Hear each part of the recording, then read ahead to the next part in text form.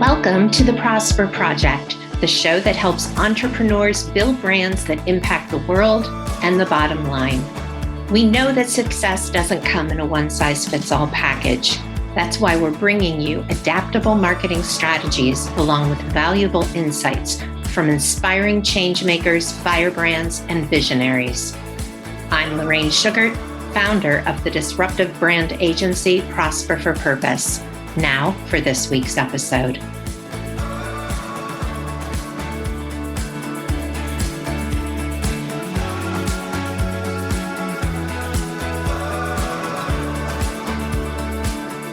Hello, everyone, and welcome to this week's episode of the Prosper Project.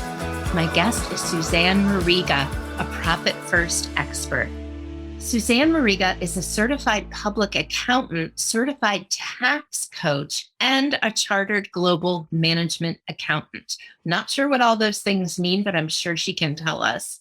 She has over 2 decades of experience helping her clients achieve their financial goals through business and personal tax planning. Before founding her own firm, Susanne worked at Arthur Andersen, as well as one of the other Big Four firms, KPMG. Susanne combined her industry knowledge with her own experience of growing a small business, and she has helped her clients design unique profit-first based business plans that ensure success and long-term financial stability. Welcome, Susanne. I'm so excited to have you here today. Hi, Lorraine. I'm so happy to be here. Thanks for having me. Yeah. So let's start with just kind of letting everybody know, what are those? I think we all know what a certified public accountant is, and a certified tax coach is a new one for me, but I can kind of figure that one out. But what is a chartered global management accountant? That's a designation that's bestowed upon us from the American Institute of Certified Public Accountants, AICPA. Okay. And what that designation means, just like the CPA, that one also means that I have industry experience. So I've actually gone into industry. For me personally, I was a manager, within industry and, done that cost accounting, done those analysis that, happens in those large publicly traded companies is what that means. Oh my gosh. Okay. Well, that's really helpful to know. I also want to add, not for your benefit, but for our listeners, that you're a certified profit first professional at the mastery level. And you have written your own book, Profit First for Minority Business Enterprises, which I find so fascinating. And I think that being an author and kind of putting your genius into a book that's specifically targeted to people that you want to be speaking to is a really powerful platform as well. And I don't even know where we're going to start with all of these accolades, but you are also the host of the Profit Talk podcast. That's kind of a tongue twister. And you discuss business tips and strategies. And I actually viewed a few of those episodes, or have viewed a few of those episodes on YouTube. And I love that we can hear you, we can see you, we can take you on the go with us. It's just really nice to be able to provide the education that you have to people through your book, through your podcast, on YouTube, however they want to access that. So where do we start? What inspired you to start your own business? Lorraine, I grew up in accounting. I grew up actually in the world of public accounting. My dad was a CPA for my entire life. Actually, I was a college baby. So my parents had me when they were in college. And he was literally balancing balance sheets because he was an accounting major while juggling me on his other leg. So I kind of grew up in that. And then when I was 14, my dad, being the strategist that he is and saw these kids running around the house doing nothing. He's like, you're going to be my bookkeeper. I'm going to hire you to be my bookkeeper.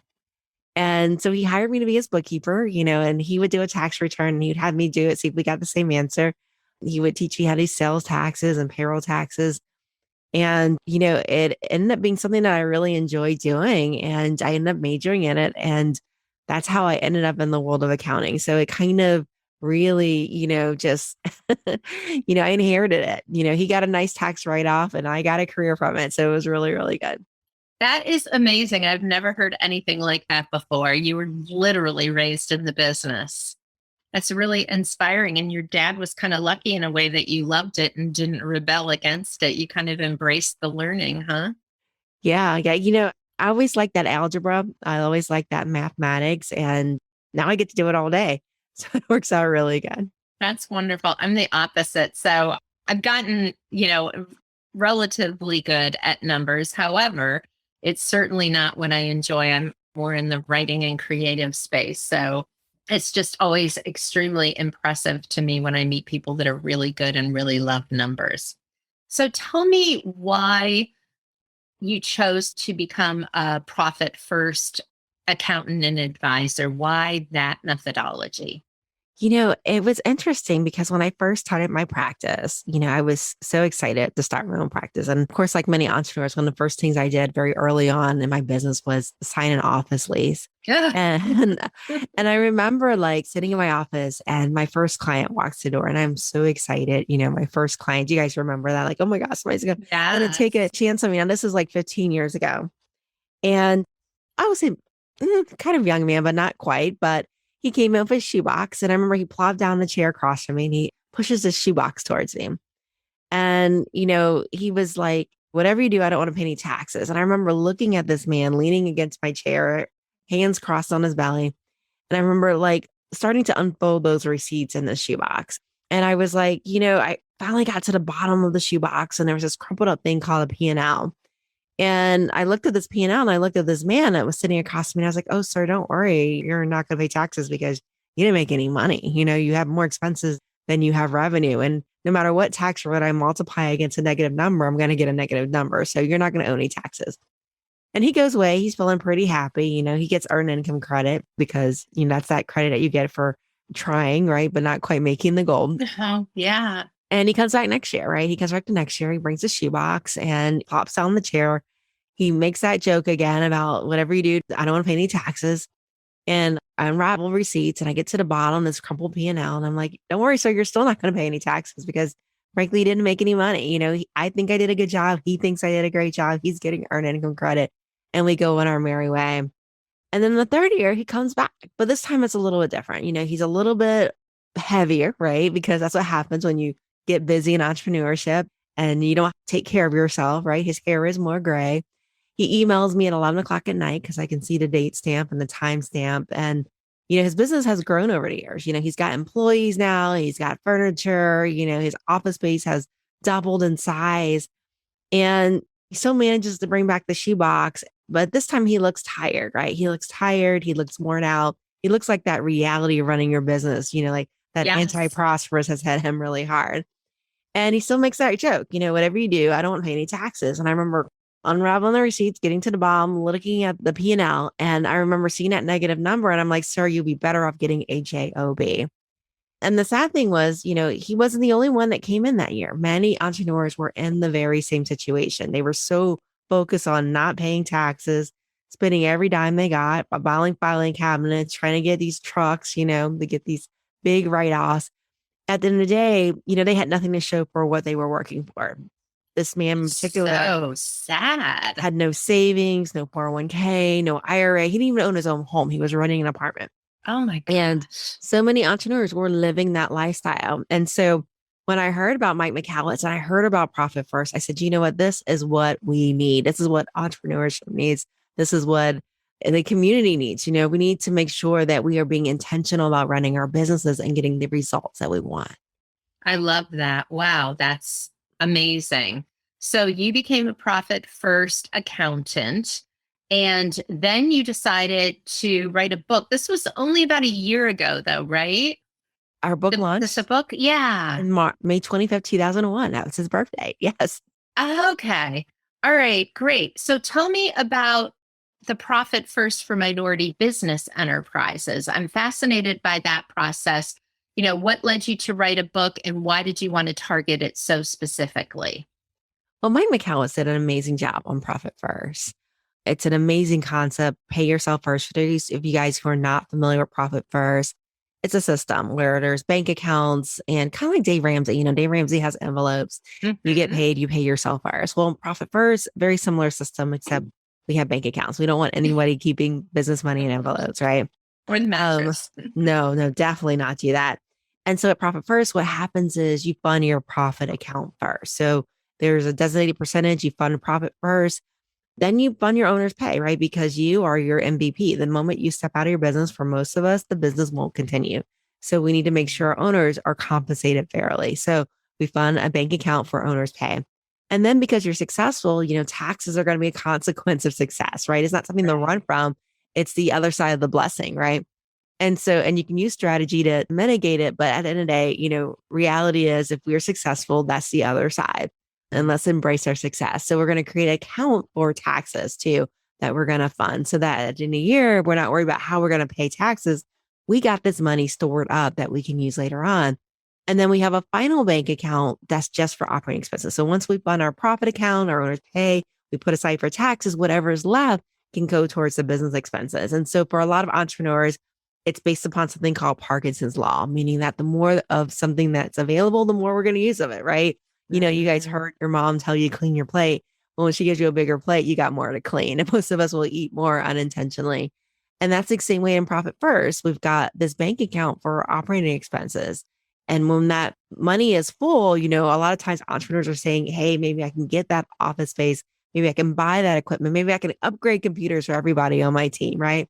But as that money dwindles down, they're making different decisions. Like, what can I cut right now? How do I mitigate my spend? What do I really need that's going to produce an ROI for my business to continue? And so they're going to make different decisions based upon that. So really, that's how Profit First works. And Let me just say that was the most succinct, clear, and compelling case for Profit First that I've ever heard. That was really incredible. Thank you for sharing that. well, thank you, Lorraine. It's good to know that it's relatable. We definitely wanted people to understand that.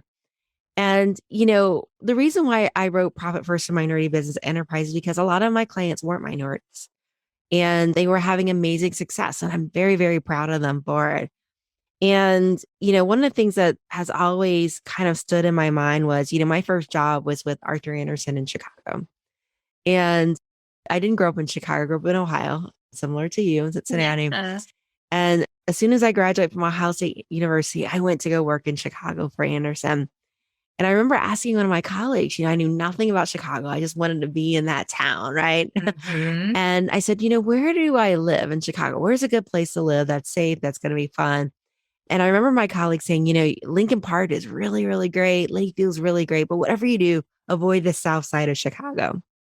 And so, like most young 20s, I went and I signed my lease right on the river or the lake of, Sheridan and, right there, Sheridan University, right on the lake. And, it was beautiful. The houses, the high rises were beautiful. Everybody was very safe. And I remember like catching a bus because I'm the kind of person that's very adventurous. And I took this bus and, I didn't have anything to do on a Saturday. And I was like, I'm just going to go as far as this bus will take me. And then when this bus stops, I'll just take the next bus wherever it takes me. And I remember taking a bus and this bus took me to Michigan Avenue. And there's a point on Michigan Avenue where Chicago changes, right? Where you don't have the glitz and glamour, the fancy stores, and things just get really real for you. And I remember getting off the bus because they're like, the bus doesn't go any further. And I remember taking another bus, and this bus was taking me to the south side of Chicago. And I remember as I was like riding this bus, the neighborhood started to change, right? It wasn't like, the stores with all the purses and the restaurants, you started to see more boarded up windows, people pushing the shopping carts. The buildings were much older, definitely not taken care of. And one of the questions that always hit me was, why does just dividing, right? Roosevelt, Michigan, why does that change the world? Why does the world change at that intersection? And one of the things that hit me is the reason why the world changes is there's a lack of jobs and opportunities. And the way that we really change neighborhoods and change the dynamics of socioeconomics, right, is by creating jobs. Because, when we create jobs, especially entrepreneurship that's profitable, that's successful, we don't just do it for ourselves. We hire our neighbors, right? Because people like to work close to work. And suddenly my neighbor's child says, if so-and-so can be an accountant, if so-and-so can be a doctor or a lawyer, I can do it too.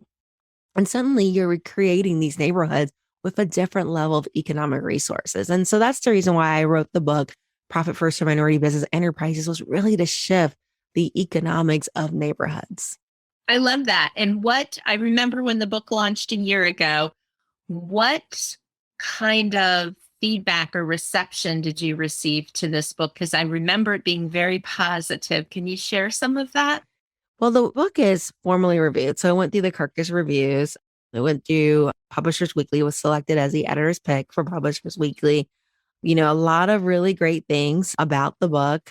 People, love the tax section is amazing. So no matter who you are, the tax section definitely applies. And profit first is profit first, but it does have a minority spin to it. But, the book was very, very well received.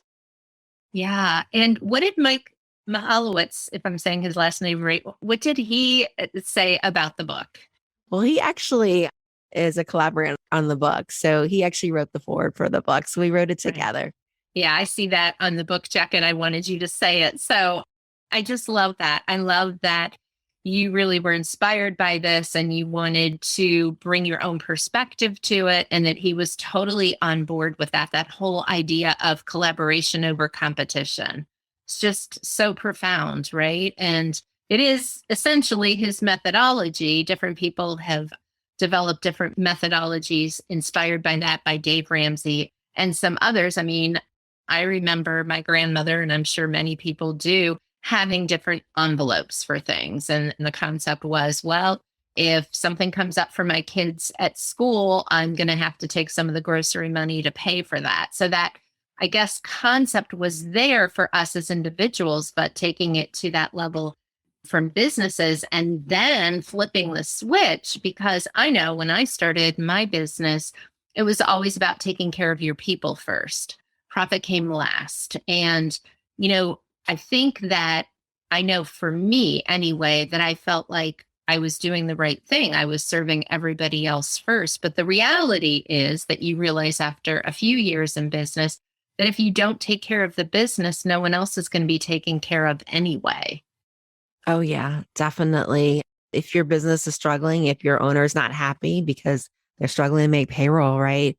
It's not going to make it. And, in my story, I needed profit first too. And I remember it was probably like the first couple of years of my business where as business owners, we're artists, right? We love what we do. Yes. And we do so much, we do it for free. And I remember literally my back went out one day. I was working so hard. And it was like a couple of days before the tax deadline. And, I remember thinking to myself as I lied on the bed on muscle relaxers that my doctor has prescribed to me, I was like, man, I wish I could hire somebody to do this work for me. And then I realized, you know what? Can't hire anybody because I'm not even paying myself.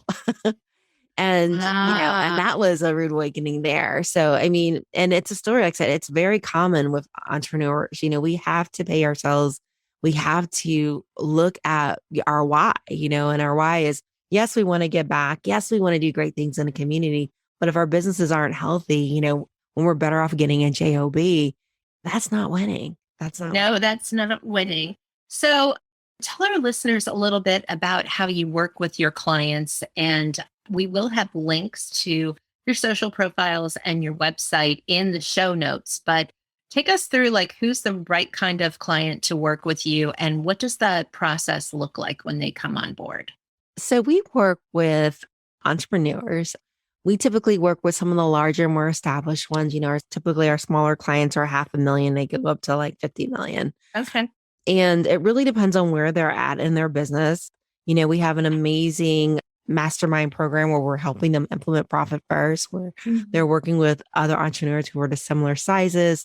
And we're helping them set up those bank accounts, do those tab transfers, make those calculations, figure out mathematics of what that target revenue needs to be so they can scale, getting into that math so they don't feel intimidated for it. The larger ones, we get into more of the private side where it's more of a done for you service from that standpoint. But, we do offer a free masterclass, a Profit First Masterclass right on Facebook. If you go on Facebook It's amazing. and search Profit First Masterclass with Susanne Mariga, you'll be able to get the link into that masterclass and learn Profit First for free.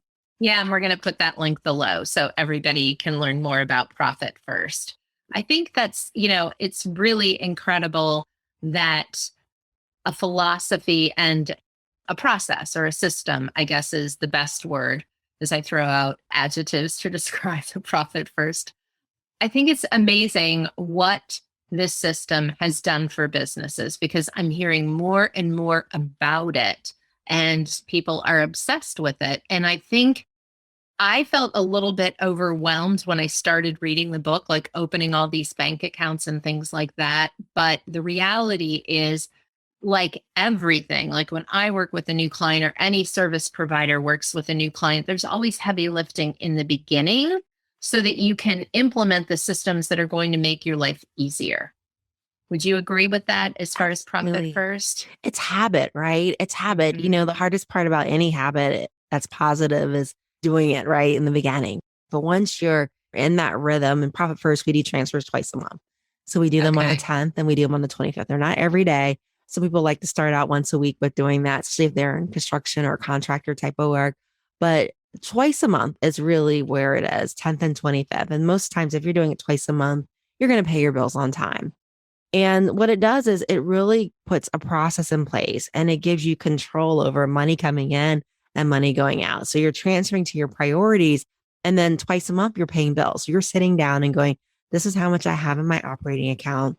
And these are the bills. And I'm going to look at the most important bills first, right? I'm going to pay the bills that, to keep the lights on, keep the rent, make sure my employees are able to be paid.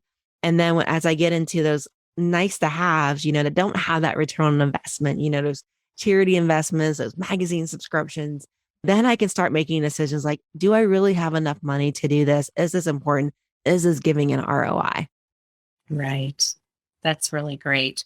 So, can you share with our listeners a couple of strategies that they can think about for increasing business profits? So I like to start with the low hanging fruit. Start with those easy things. I like to take my profit and loss statement. I like to download it into Excel and sort it from the biggest to the smallest and start with the smallest things first. Start at the bottom of the funnel. Look at those easies. My kids, they love to sell magazines, right? Because, their school has a fundraiser. They get a pizza party if they win and they know that daddy won't buy from them. So they come to mommy. And it's interesting because they don't tell you in the fine line that this magazine will auto renew because they have your credit card. Yes, yes, I've done that. Yes. And so what happens is they come to you another year, order more magazines. Meanwhile, the other ones are still coming. Hmm. And being able to go back and go, especially during COVID, during 2020, when the office had to close, walking in and seeing all these magazines piled on the coffee table. And I'm like, what is going on here? Nobody's even here to read these magazines.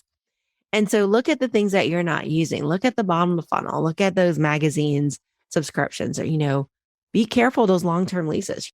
If you're talking about those, as soon as you start a business, Xerox loves to come send a rep to you. You need a copier. I've only got 3 people, but you need a big copier for $600 a month. Watch those long-term leases. Is there another way? Can I get a shorter lease or can I just buy a brother, right? That multifunction machine will do it all for me. Or even a Canon will be less than $600 a month if I buy one. And so, look at other ways of replacing those expenses that you have. And then finally, what are you using or what are you paying for that can be done someplace else? Or maybe you're not even using. Get rid of those things. That's really great because most people start with like, where are my biggest expenses and what can I do about it? But I like the fact that you can start with your smallest expenses because they're easier to let go of typically also. Exactly. The small wins. Start with the small wins. Yeah, I really like that. So, if someone has a business that's not at the $500,000 level, but they're really excited by this conversation and by what you're sharing about profit first, is there a place that they can go to find a profit first accountant? Yeah. So Profit First, if they go on the Profit First Professionals website, there's a look for me type of accountant that they can put their name in and their address, and they'll look for one that's in the local area or maybe specializes in their niche if that's a niche that they have. So that's another way of doing it too. I love that. That's so great. So, Suzanne, I feel like I learned so much from this conversation. Is there anything that I didn't ask you that I should have, or anything else that you'd like to share with our listeners today? I would say be intentional. Just be intentional. Simon Sinek says start with why and then design systems and processes to accomplish that. I love that. So I always end my episodes by asking my guests what it means for them to prosper. So can you enlighten us a little bit on what prosperity looks like for you? So prosperity to me is impact and balance. So being able to have the impact and to be able to enjoy my life too, and while having that impact is what prosperity is to me. I love that. So everyone, please check out the show notes for this episode. We're going to drop all the links. Definitely sign up for the free Profit First training that Susanne conducts via Facebook. That's amazing. And Susanne Mariga, it was so great having you on the podcast today. Thanks so much for being my guest. Thank you, Lorraine. It was a wonderful time hanging with you today. Thanks. And to everyone else, we'll see you next week on the Prosper Project. Thank you so much for tuning into this episode of the Prosper Project. If you want to grow a peerless, profitable brand, please hit the subscribe button so you never miss an episode. And if you find value in our show, please help us reach others by sharing an episode and leaving a review. In appreciation, please visit prosperforpurpose.com for more free resources to help you grow your business.